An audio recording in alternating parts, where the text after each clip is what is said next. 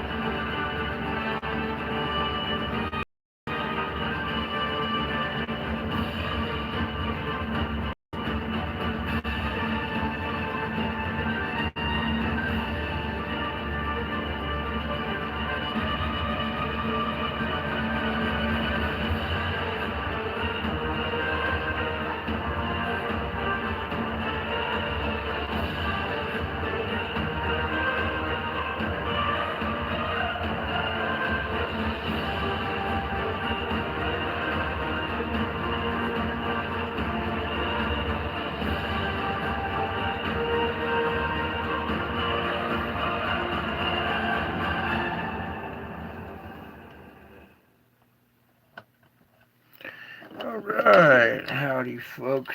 Welcome back. Here we go with another show. As you can see, China just took another blow. All right, let's get into the report tonight. Right here, we're over at Seeds, and we have very little data to show you from today's event. But we're going to start with what we got here. Let's go one more frame back. This is the opening frame right here. Whoops, no, that's the opening frame right there. Okay, and let's just go ahead and zoom in on our object here.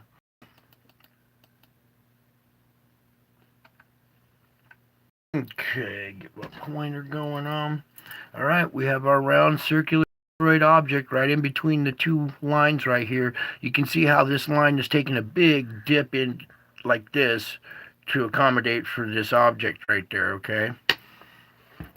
And I'm even gonna kind of it out a little bit so you can see it stand out even better there.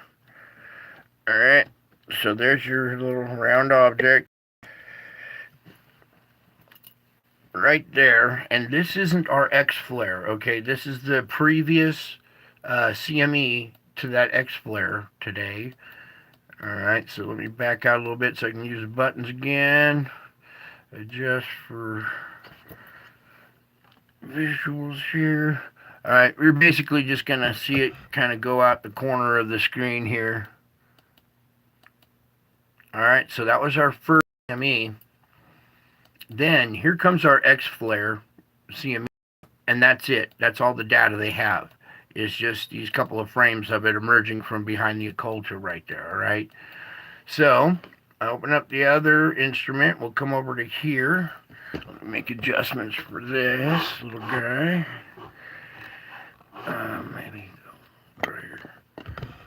All right, and then what I wanted to show you is our full halo CME right there. Yeah, camera's picking it up, I guess. Looks like a butterfly shape, huh? We were just talking about the butterfly man the other night, and that looks like a butterfly shape. Halo, bam, coming right at us, okay? I'm sure you've seen all the other reports today. This is, almost an X-class flare. that came off that sunspot region. Okay, so let's just go a little bit further. There's our big flare, and then that was about it for data. But previous to this X flare right here was, back up to it, we're getting there. This one right here. All right, this is the one that we just went, the other one. All right, so this is the opening frames of the 28th right here. And let me, all right, you see this one coming out right here. Boom, boom, boom. And a little trailing something there. Okay, then comes a little bit later comes big X flare here.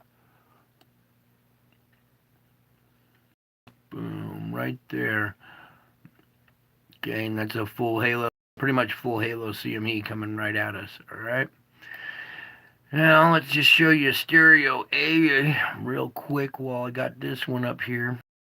Okay, this is basically the same position as the other satellite now, but it's got a tad different camera on it. Now, right here you can make out our dark object leading the CME right there.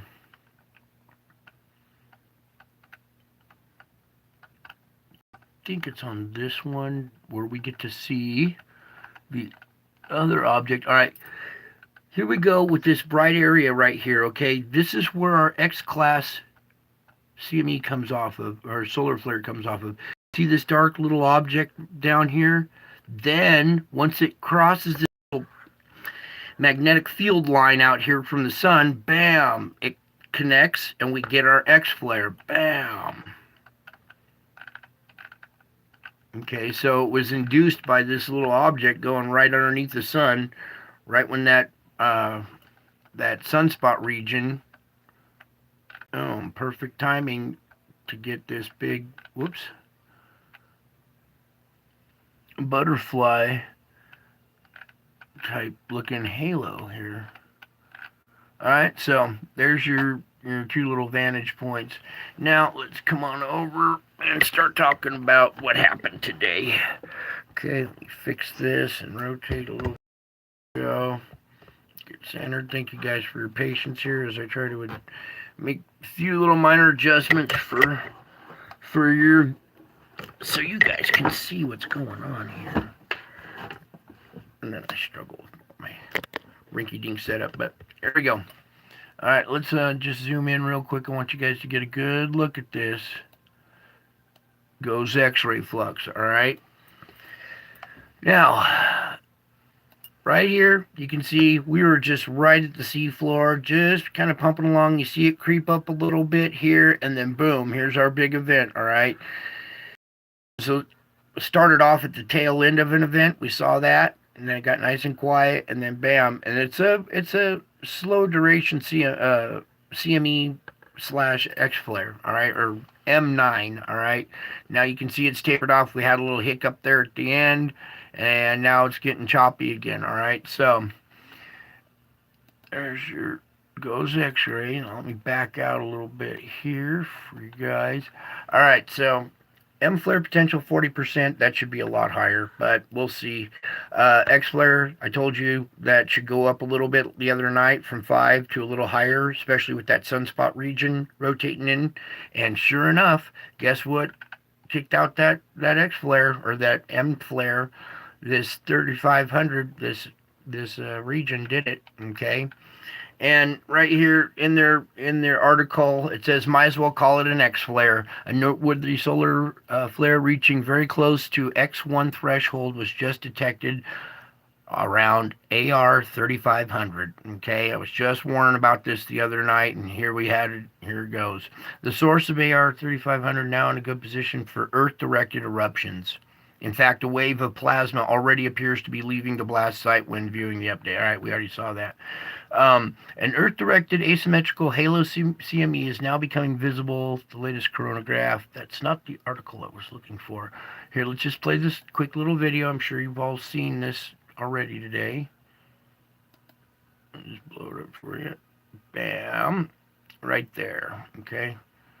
and that's an M9.8. All right, so it's dang close to an X flare. You know, it wasn't a 9.1, it wasn't a 9.2. There's that butterfly looking shape right there. All right, so there was that. Also, whoops, get out of there. I also want to talk about this impact, this R2 radio blackout that happened pretty much just moments after the X flare or the the M flare. All right, I'm just gonna keep saying X flare, but it's an M98. Anyways, that's a lot of absorption too. All right, not only was an R2 radio blackout, but on this map, that's a lot of energy that just got absorbed by our planet. All right, so you got to keep that in mind as well. All right, backing out of this, I want to come over here and open up the tracker. All right, they're logging two events here on this first one. This is first, okay, impact with the Earth on the first here on this one. Then right here, this is impact on the 30th on this one, okay. Then here's this, a new one. All right, I think you've all seen this one probably today too. If you haven't, let's just kind of go in a little closer. You can see that's a big broad field, a very strong impact. We're right in the middle of it. All right, so we're going to take another one on the chin. We got a 1, 2, 3, 4 possibly row now. All right, so let's back out of that. Whoops, I need to zoom back out. There we go. Now let's go look at the auroras here. Now they're getting thicker and wider. All right, they're still green, which is okay as long as they don't start going yellow, orange, or red right now. But we are currently having auroras and taking in energy that's being directed to the poles. The poles directed to the core. The core heats up and expands, and we get all sorts of full side effects. All right, so backing out of that, too zoomed in still. Why is this? All right. So there's that butterfly shape right there. Do you see this? Look at this image. Let's see if we can get it to open up a little bit bigger. Yeah. Boy, does that look like a butterfly or what? How trippy. We were just talking about that too. Wow. The walls just cracked really hard in here. Okay, so let's back out of that beautiful little butterfly. So it's not an X flare, it's a big butterfly, all right, that's flying our way with a bunch of radiation, all right?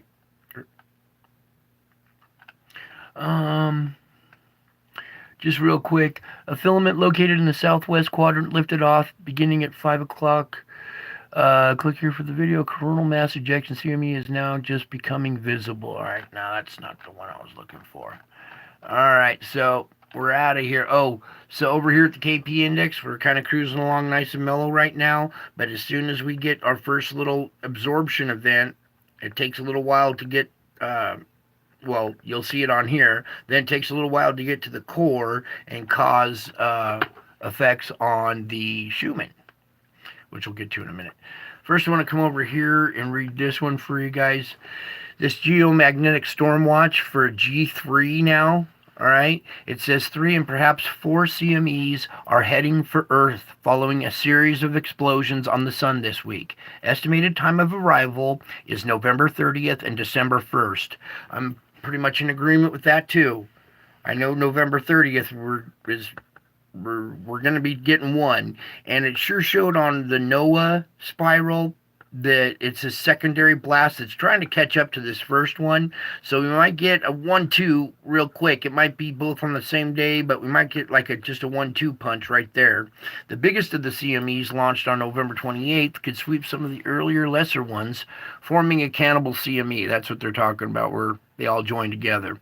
Capable of sparking a strong G3 class geomagnetic storm. All right, so we are in for some energy. It's not a planet killer, okay? We've taken an X flare on the chin before, and this isn't even an X flare, all right? So, but it is not going to help our situation at all right? Sunspot AR 3500 erupted November 28th, producing an M9.8 solar flare. Okay. All right, now I want to come over here. Here's our Schumann for the moment. And you know what? Let's just make sure this is refreshed with current data. There we go. All right. Oh, I need a scoot camera more. There we go. Pumping along pretty good. You can see we just had an event here. Some scraping going along down at this frequency. This might be where the magma and the crust area boundary is. Okay, so last time when we saw this line light up, that's when magma was pushing up through the crust and we had volcanic activity. Here it is again. It seems to be tapering off at the moment, getting weaker and tapering off. All right, but we're gonna expect to see some big spikes on here pretty soon, because as soon as this energy hits the poles, you know, the auroras light up, the poles send it to the core heats up and swells, it heats the shell that's around it. That shell has trouble expanding outward because of all the magma and the pressure pushing down on it, so it expands downward onto the core, and we start scraping along, and that's what causes those big spikes on there. Okay. Let's come on over to here. I got it set up right here with our polar vortex. It's being a little wonky again. If you look where America is, okay, you can see where I have it set up. This inflow is coming off America. We'll put the winds back on. So the inflow jet that's feeding this thing is actually coming from Baja, California, actually out in the Pacific, crossing Baja, and then going right across the southern states and out into the ocean. So for the moment, we got to watch around this area, weather in the south here. Okay, weather could get a little wonky. Now, as we look at this, you see, it's a kind of a broken loop. There's a big dent in it, right? And that big dent was over America. Well, now it's more back over here. It's shifted, and I want you to take a peek at what it's doing. Our polar vortex is peeling off right here at the coast of California and going backwards again, hitting Japan. You guys see this flow asymmetry coming off the polar vortex and then coming back down around. Some of it's getting fed back up, but some of it's going right at like Japan and stuff. So while we're here, let's go take a look at the southern. The southern is way offset, and it's even got its own little separate side vortex here too. Okay, so this is transition season right now. We see this sometimes, but it's looking a little odd. It's just looking odd, like an outside interference, outside influence is starting to take effect here. All right, let's switch it over real quick to the SO2. Come here, SO2. And we'll take the wind off. And we'll take them. All right, here we go. It's kind of lightened up, dark for a little while. Now it's lightening up. You can see here China still got their problems, but as we go in, it's basically burgundy. There is a little dark black spot, but the other day this was a lot worse. All right, so this is an indication of the swelling down below. When this gets dark, that's the pressure pushing up and shoving out a bunch more gas. Okay, so this is a good indicator of the pressure down below as well. Okay, now we're going to go over here right to our spot at Java, where we still have Krakatoa, going off, and you can see all this sulfur dioxide emitting from the ground right here at this channel where Merapi and Semaru are. Okay, so Java's still got their issues. We got to watch all through this archipelago, all the way through the Philippines, this whole region, even up into Japan. All right, so let's get onto the earthquake. Where is the earthquake one? Oh dear, I don't have an earthquake map pulled up. Nope. I guess I missed one. Hold on for a sec while I pull up the USGS map here and do our earthquake report. Why did you not pull up? Okay, USGS. Okay, let me pull back for this part of the report. Alright, I hope everybody's doing okay out there. You guys getting some Christmas shopping done? Is the stress of the holidays getting to you yet? Only got so many shopping days left. Alright, here we go. Let me get this map set, guys. Ding. Put it on the satellite. Close it out. Get that out the way. And here we go with our earthquake report. Alright. Let's get to business here. So, right here, our deep quake for the day, 4.5 at a depth of 579. That's pretty deep, too. Residual quake over here, 5.1. So it's put 5 to 5.1 energy into this side of the system. Coming over here to this side of the system. That's a 5.0. All right. So you see this 5 energy just traveling on up. There's a 4.6 at a depth of 191 right next to it there. This island that's been having a series of 5 quakes, kind of dialed down a little bit. There's a 4.8 at a depth of 10, a 4.6 at a depth of 68, and 4.5. So mid-range 4 to almost 5 there. Coming up here to the beginning of this fault line right here, this is a new little area popping off here. This is a 5.2 at a depth of 10, 2, and a 4.7 aftershock there. Alright, what's going on here? We have the plate boundary. Usually there's volcanic activity around it, but not in this case. This seems to be just energy right at the beginning of this plate boundary, releasing energy right there now. So we got a new little spot to kind of watch. It's the tip of this plate boundary here. Okay. Not much down here, just this little 4.5 at a depth of 188. Okay. Look how empty and open this side is. All right. This seems to be relieving pressure, this volcanic activity here on Indonesia. Now with another one going here with Krakatau. Seems to be relieving this energy as it travels up this side of our system here. Seems to always skip this place. It's been locked up. We get a couple of quakes here. Let's see what this one was. A 4.3 at a depth of 91. All right. So what happened here? Come on, give me this one. A 4.8 at Oman at a depth of 10. All right, so there's 5 activity, mid-range 4 to 5 traveling through here. Nothing has still hit Europe in here in this area. All right, so if we don't get the quakes to relieve the pressure, the volcanoes in this region, like the ones over here, Stromboli and stuff, are all going to react. Hang on, I got to sneeze here in a sec. Excuse me. Let's come over here. This is a 5.1 over here at the Barbados region here. At a depth of 39. See this fulcrum point? Here, let's see if we can get this plate boundary.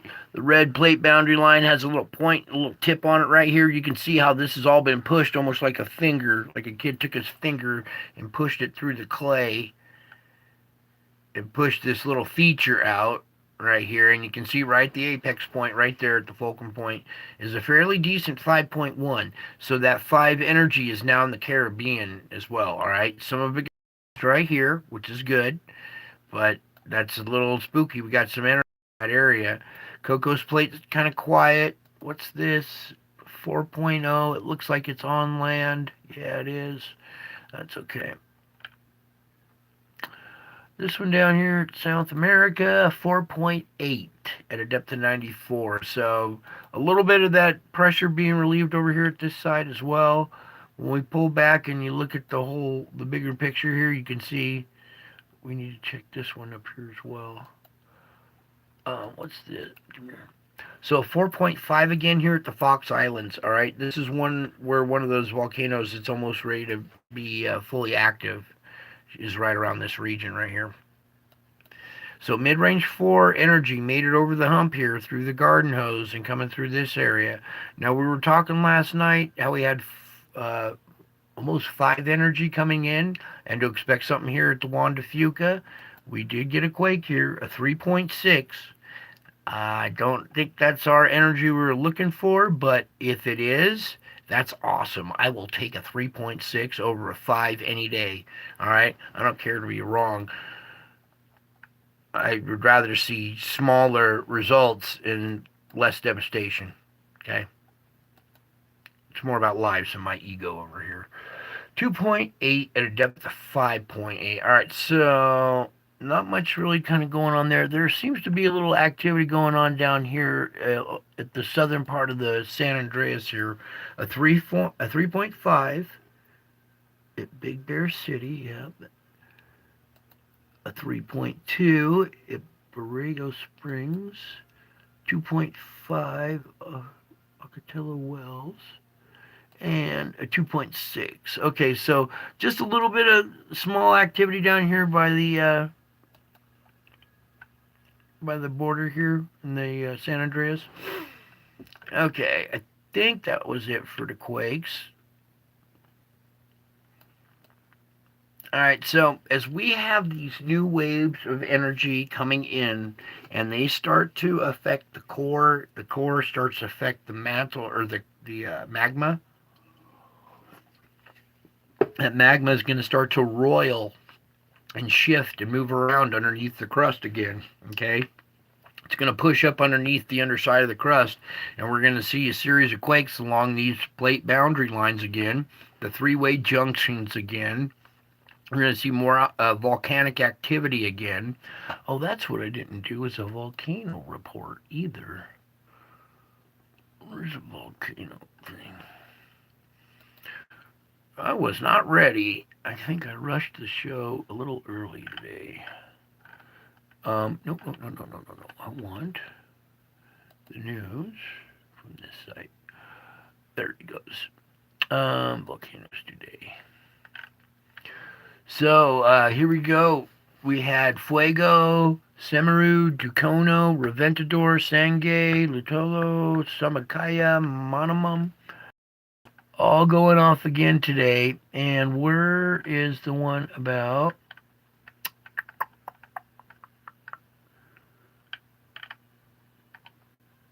There was another report. There was more activity today at our volcano at Krakatoa. And where'd it go?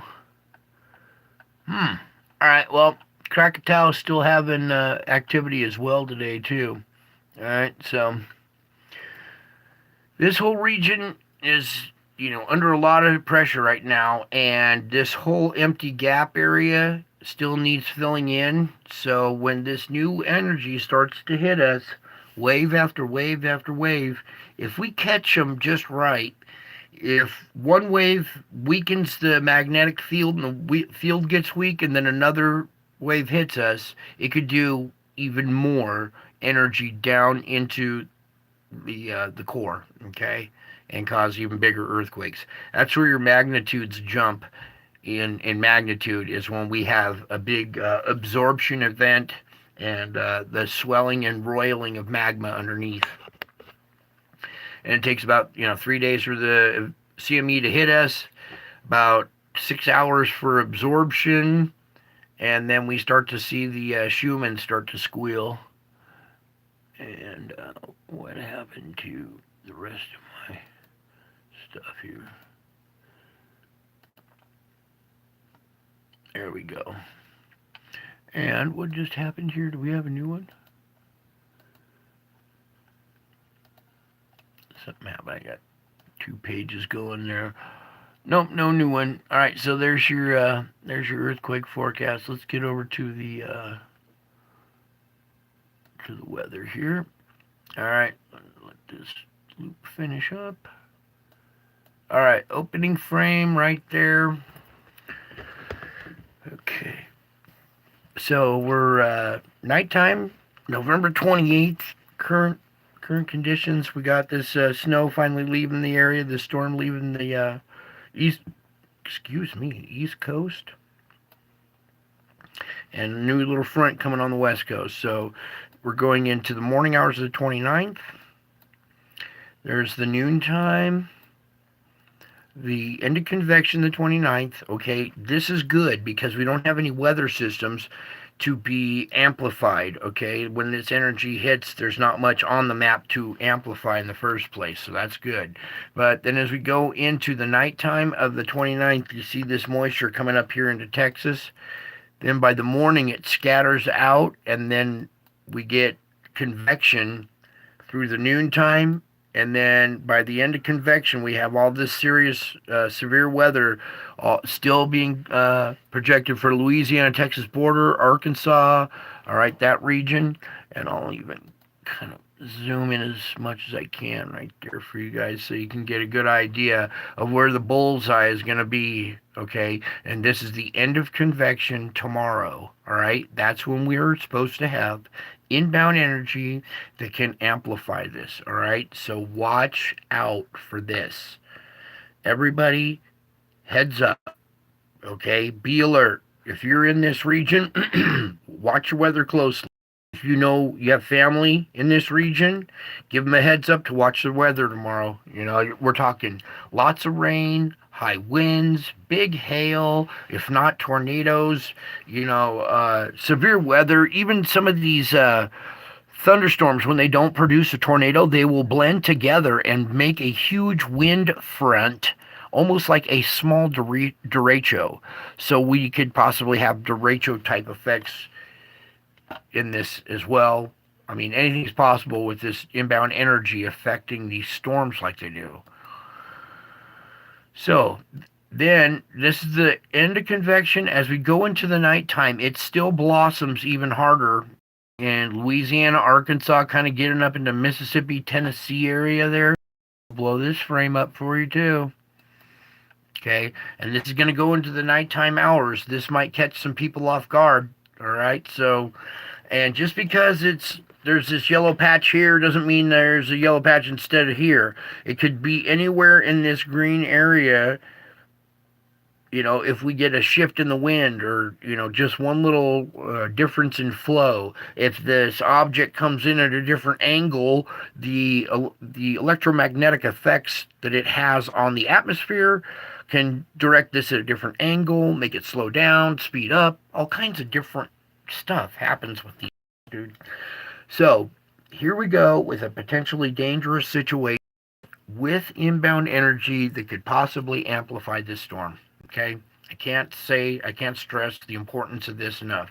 This might not look so severe right here on the map right now, and I pray I'm wrong, and I pray the energy hits us at a different time, maybe in the morning, and doesn't cause this blossoming effect at nighttime.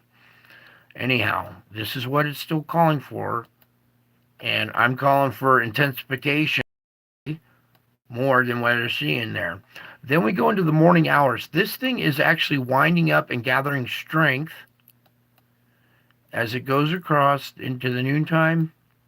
It breaks apart right here. You see the tail kind of still sucking moisture up from the Gulf. We got severe weather down here at the end of convection on December 1st. Now, again, they were talking about the 30th and the 1st. Here we are, the end of convection of the 1st. This is where things could intensify, all right? This could possibly get a lot stronger. This might not, we don't know. But watch out for this event coming from offshore onto the land. Possible water spouts making landfall right there. You see it turn red and get intense at nighttime right there. So it's intensifying again nocturnally. That's not going to be good with inbound energy. Okay, that goes into the morning of the 2nd, noontime. The convection on the 2nd right there, okay? Energy that comes off, what, the 29th? No, 30th. Yeah. So the 30th, whatever happens on the 30th could affect this, all right?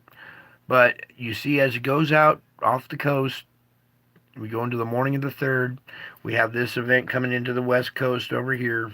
So I'm kind of neglecting that side too there. So back up a couple. This is the morning of the 3rd right here. As this starts to wrap up and leave, we have another event coming into the Rockies, snow into the Rockies. We got rain, severe weather hitting the coast of Oregon and Northern California right there in the morning of the 3rd. Then that's the noontime hours. There's the end of convection for the 3rd with severe weather right along the coast again. Going into the nighttime hours with still the possibility for severe weather there. There's the morning hours with still severe weather out there. The noontime on the 4th, end of convection the 4th. We have this big storm over here winding up. All right, you see this low pressure. It doesn't look like much, but as it shoves up in there, boom, it collides in with that cold air, and then you got this boundary where we have severe weather with icing possible and snow up in there as well. Still back over here, another round pushing into the Pacific Northwest. As that clears out through New England and Maine right there, through the 4th into the morning of the 5th. This is actually noon the 5th. Severe weather again up here in Seattle. We back up a frame. It sneaks in from British Columbia and gets into the Seattle area by noon right there. Still severe by the end of convection there. And even into the nighttime, we're talking Washington, Oregon, even off the coast of California there.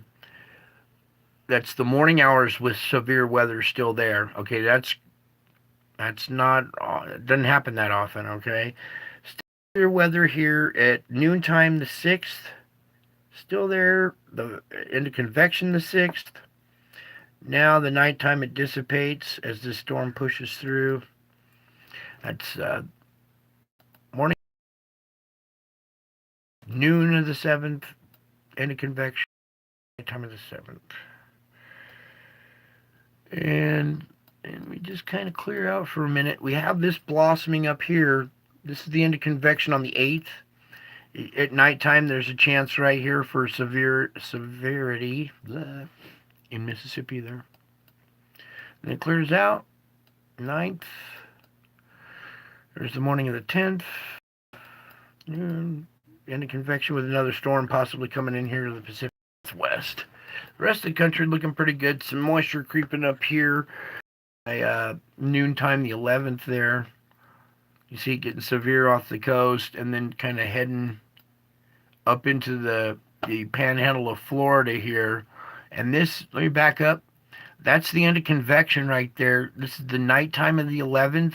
Then it goes into the morning hours. So this thing almost like a tropical storm making landfall at the morning of the 12th. It goes right up into Alabama, back into Mississippi right there with severe weather. Creeps right up the coast there. That's the end of convection right there for the 12th. Then you see how it just punches right up through the middle of the eastern seaboard there. That would be the nighttime of the 12th. Going into the morning hours of the 14th. You see this low wrapping up, starting to grab this. Ooh. We'll watch what happens from this frame to the next. If this thing connects, it could just be one big comma-shaped storm. This next frame shows it kind of separating or staying separated, which is good. That's the morning or the noontime of the 13th right there, with severe weather possible on the East Coast there. A lot of icing on the back side of this right through there by the end of convection, December 13th. So watch out here, New England, up here in Canada, icing event possible on the 13th there. Then it moves on out. We got this weird thing, cold front coming in with more moisture, colliding. There's a nice pink zone for icing event there. That's the 14th. The end of convection of the 14th, and that was it. Alright, let me start this loop again. Alright, you can see that sucker go through there. So that's the main concern for right now is that for that next little front that moves through there. The rest of this can change drastically now, so it's not as reliable as it once was before we had all this activity on the sun, adding energy to this stuff. Okay, it's really affecting the planet. Okay, so I think we covered everything. We got that. Yeah, I think we covered everything. Let's get on over to the, you know what I can do? I can use this one. Come on over to the spiritual report tonight. There we go.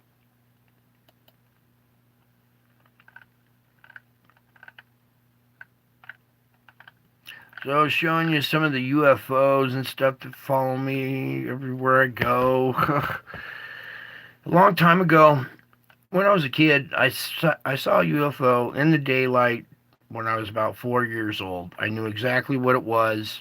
And ever since, I knew UFOs were real. And was a researcher, a ufologist, or whatever they call it.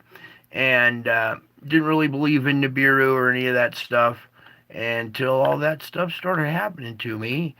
And so, as I was taking all these pictures of the clouds, you get UFOs popping up all the time. I showed you this one here in Independence Day. That's a trippy one. Then I also showed you, where'd it go? These other races, this advanced race from the past, showing up with this airplane type looking cloud that looks just like this. This is an artifact, a gold artifact that was found at the Mayan site or some site. All right, and the people of the time made artifacts of what they saw, or that's what they theorized. That artifact was a replica of something that they witnessed back then 1,000 years ago. And these are advanced races from the past, from 1,000 years ago, showing up again here in our clouds. It's the same craft as this little gold trinket. All right, so whoever race that ever makes these craft is here now. All right. So not only do we have UFOs, we have advanced races from the past also showing up as well. So I want to show you here. Okay, so it's a little further down. So this stuff keeps intensifying and getting weirder and weirder and weirder, and I'm just gonna go to like the next phase of what's happening here. All right, so I've kind of shown you step by step a little bit how all this stuff has evolved over the past month or so through these videos, and we're just gonna play this one right here, this video first, and then we'll talk about it and do our reading afterwards. All right, so here we go. Hold that there for me. There we go. Oh, that's a volume.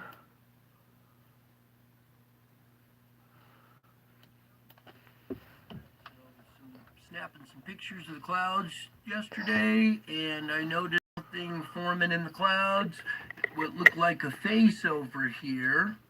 And I'm going to start zooming in on this face because it's a real face. Here, let me try something. Go theater mode. And if you look back behind it here, let's zoom in just a little bit.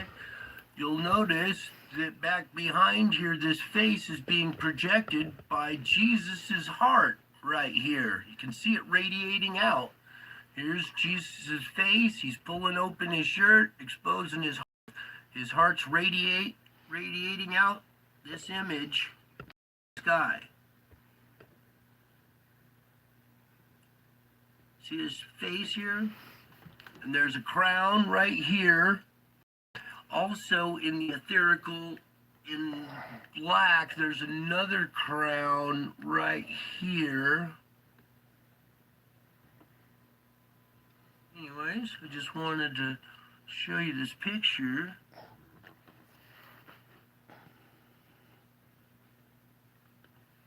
Isn't this amazing?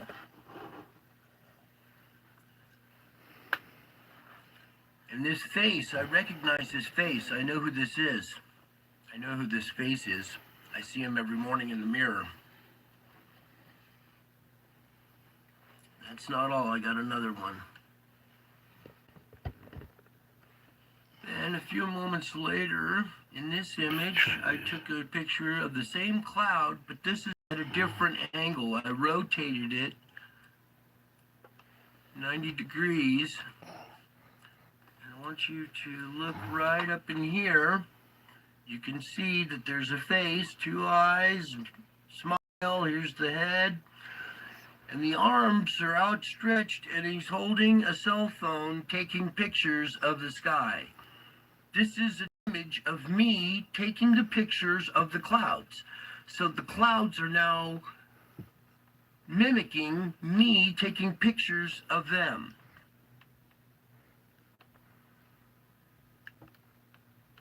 Pretty crazy. Tilt your head to the right a little bit and you can see it a lot clearer.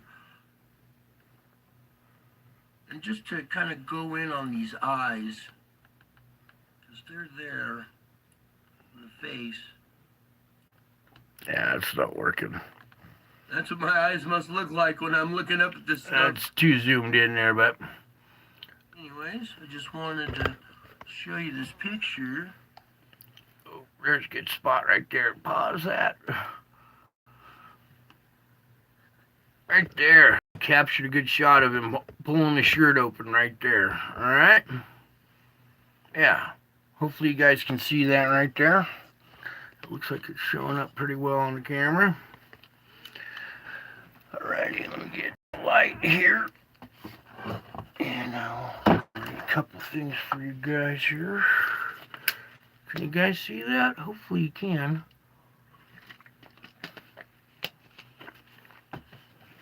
You know what I did? I need to shrink it back down a little bit. Theater mode right there.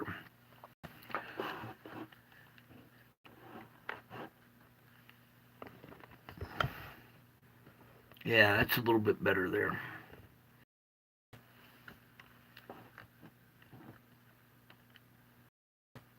Alright, trying to get the face in there, the heart, the waves, everything, the whole kind of shebang there, so you guys get the best little view of that you can.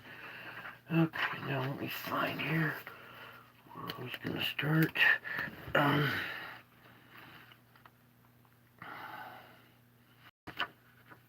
Okay, here we go. Trust me and don't be afraid. Many things feel out of control. Your routines are not running smoothly. You tend to feel more secure when your life is predictable. Let me lead you to the rock that is higher than you and your circumstances. Take refuge in the shelter of my wings where you are absolutely secure. When you are shaken out of your comfortable routines, grip my hand tightly and look for growth opportunities. Instead of bemoaning the loss of your comfort, accept the challenge of something new. I lead you on from glory to glory, making you fit for my kingdom. Say yes to the ways I work in your life. Trust me and don't be afraid. Okay, I'm calling you to a life of thankfulness. I want all your moments to be punctuated with thanksgiving. The basis for your gratitude is my sovereignty. I am the creator and controller of the universe. Heaven and earth are filled with my glorious presence. When you criticize or complain, you are acting as if you think you could run the world better than I do. From your limited human perspective, it may look as if I'm mismanaging things, but you don't know what I know or see what I see. If I pulled back the curtain to allow you to view heavenly realms, you would understand much more. However, I have designed you to live by faith, not by sight. I lovingly shield you from knowing the future or seeing into the spirit world. Acknowledge my sovereignty by giving thanks in all circumstances. Well, you're not limited into seeing into the spiritual world anymore, into the spiritual realm. I've managed to capture it for you, okay? And this is real stuff. That's why this is so important, and that's why I keep pushing these images, because soon you're gonna be grabbing hold of them like a lifeline. Okay, what else do I have here? Um, to enjoy my presence more fully, you need to think less and less about yourself. This is not an arbitrary demand, it's the secret to living more abundantly. Self forgetfulness is a delightful way to live. Try to become aware of how much time you spend thinking about yourself. Take a look at your mind's contents. Though your thoughts are not visible to other people unless you choose to share them, but I see each and every one. When you realize your thinking is unworthy of me, make every effort to change the subject. If you're struggling with the self-centered idea that reoccurs again and again, try connecting it to a favorite scripture or a brief prayer. This forms a bridge for your attention away from yourself and towards me. For example, praying, I love you, Lord, can quickly direct your focus to me. If you have to repeat this process many times, don't be discouraged. You're training your mind to seek my face, and this endeavor is pleasing to me. Seek me and live abundantly. I am worthy of all your confidence and all your trust. There are people and things that deserve some of your confidence and trust, but only I deserve all of it. In a world that seems increasingly unsafe and unpredictable, I am the rock that provides a firm foundation for your life. More than that, I am your rock in whom you can take refuge, for I am your God. You must not let your circumstances define your sense of security. Though it is natural for you to want to be in control of your life, I can empower you to live supernaturally, resting in my sovereign control. I am a well-proved help in trouble, and I'm always present with you. I help you face unwelcome changes and even catastrophic circumstances without fear. Instead of letting anxious thoughts roam freely in your mind, lasso them by voicing your hope in me. Then bring those captive thoughts into my presence, where I will disarm them. Whoever trusts in me is kept safe. Alrighty, I think that's about it for tonight. Yeah, I think that's it. So, y'all watch carefully, have a heads up. Know that this inbound energy is going to cause chaos. We're going to see earthquakes. We're going to see more volcanism. We might see some powerful earthquakes. We might see something up into the range of 8 or possibly 9. Okay? It's we're having a multiple blast, one after another, after another, after another. And the last one being an almost X flare, a 9.8 M flare, being the final kicker at the end of the 4. So brace for impact, everybody. Go over your plans in case there's an earthquake or something in your area. Be ready to, bug in, bug out, do what you have to do if, this affects your region or something, okay? Check these instruments, every once, twice a day, just to keep a little heads up of what's going on. You've got some of your other channels out there that alert you a little sooner than I do, because I'm stuck doing it at night. But just be alert, okay, you guys. I told you, I showed you what's coming this way, and you all understand how it works and what to expect. There's going to be crazy weather along with this too. So crazy weather, earthquakes, volcanism on the increase. All right, all 3 of those on the increase. So there's a little heads up for everybody. Just stay alert, stay informed, and go seek the information, daily. Don't let it just kind of waiting for it to fall into your lap. You have to kind of go out and research the weather and research the quakes and see what's going on in your area. Make sure it's safe. All right. So that's it for tonight. I love you all. I miss you all. God bless you all. Until my next video, I'll be back. Actually, I am back. Can't you tell? Thanks, everybody.